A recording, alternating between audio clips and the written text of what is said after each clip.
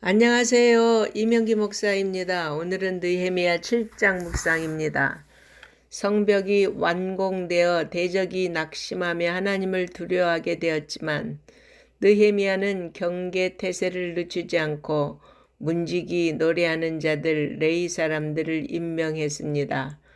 또 자기 아우 하나니와 성체에 관한 하나냐 두 사람을 예루살렘 통치자로 임명했습니다.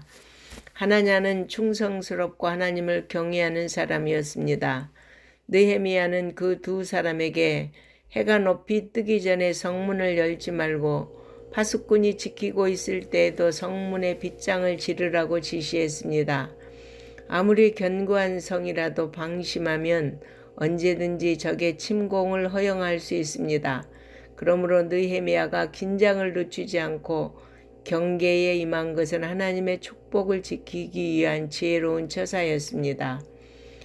예루살렘 성은 크지만 주민은 그다지 많지 않았습니다.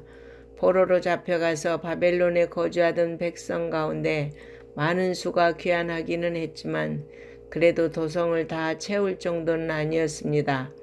그러므로 성읍의 방어나 안전 등을 위해 흩어져 사는 백성들의 일부를 예루살렘으로 이주시키기 위해 느헤미야는 귀족들과 민장들과 백성들을 모으고 계보대로 등록을 하게 하였습니다.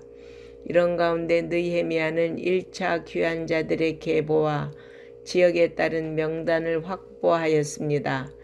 이들은 믿음으로 스룹바벨과 함께 처음 귀환한 자들이었습니다. 2, 3차 귀환자들은 별도로 조사하지 않는 것은 그 수가 매우 적고 대부분이 예루살렘에 거주하였기 때문으로 여겨집니다. 따라서 느헤미야는 다른 지역에 거하는 사람들을 예루살렘으로 이주시키기 위해 이 명단을 이용했습니다. 계보 중에는 느디님 사람들이 포함되어 있었습니다. 이들은 대부분 전쟁 포로 출신으로 이방인들이었습니다. 그런데 포로 귀환 후 이들은 제사장 가문, 레위인 가문과 함께 기록되어 있습니다. 이방인이었던 자들이 하나님 백성으로 인정된 것입니다. 만일 이들이 이스라엘사에서 불만 세력으로 남아 있었다면 귀환하지 않았을 것입니다. 이들이 귀환하였다는 것은 그들도 하나님을 신실하게 경외하는 사람들이었음을 보여줍니다. 이러한 사실은 하나님의 나라는 사회적으로 신분이 높은 자나 신앙적으로 명망 있는 가문의 사람들이 아니라 신분과 관계없이 하나님을 진실로 경외하는 사람들에 의해 건설되고 성장한다는 것을 증거합니다. 귀한 자들 중에는 종족이나 계보를 확인할 수 없어서 이스라엘 사람으로 인정할 수 없는 자들도 있었습니다. 제사장 계보 중에서도 소속과 그 이름을 발견할 수 없는 출신이 불분명한 사람들이 있었습니다.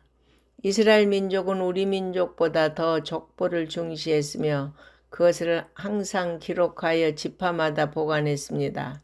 그러므로 본문에 기록된 자들이 제사장의 계보를 찾을 수 없었다는 것은 그들이 제사장 직분을 중시하지 않았음을 시사하여 줍니다. 그러므로 스룹바벨은 그들을 부정한 자로 여겼고 제사장 일을 할 수 없도록 조처했습니다. 제1차로 귀환한 사람은 42,360명이었습니다. 에스라서의 기록과도 동일합니다. 참으로 이들은 역사에 길이 남는 특별한 사람들이었습니다. 비록 고향 땅으로 귀환하는 것이긴 하지만 다시 새로운 곳에 정착하려고 기존의 생활터전을 버리기까지 그들은 수없이 고민했을 것입니다. 보통의 결단과 용기로서는 불가능한 일이었을 것입니다. 또 족장들과 백성들이 전을 건축하기 위하여 자원하여 예물을 봉헌했는데 에스라서는 그들이 역량대로 드렸다고 했습니다. 이는 자신의 능력에 맞도록 최대한으로 드렸음을 의미합니다. 이 얼마나 아름다운 신앙의 자세입니까? 포로로 잡혀가기 전에는 지도자들이 탐심에 깊이 빠져 백성들의 재산을 착취하고 도적과 한패가 되는 일을 자행했었습니다. 그러나 연단을 받은 후 지도자들은 먼저 그 나라와 그의 의를 구하는 모습을 보여주었습니다. 그러기에 이스라엘은 다시 재건될 수 있었습니다. 여러분, 우리도 항상 주의 나라와 그의 의를 먼저 생각하고 행하고 구하는 성도가 되어야 하겠습니다. 아멘.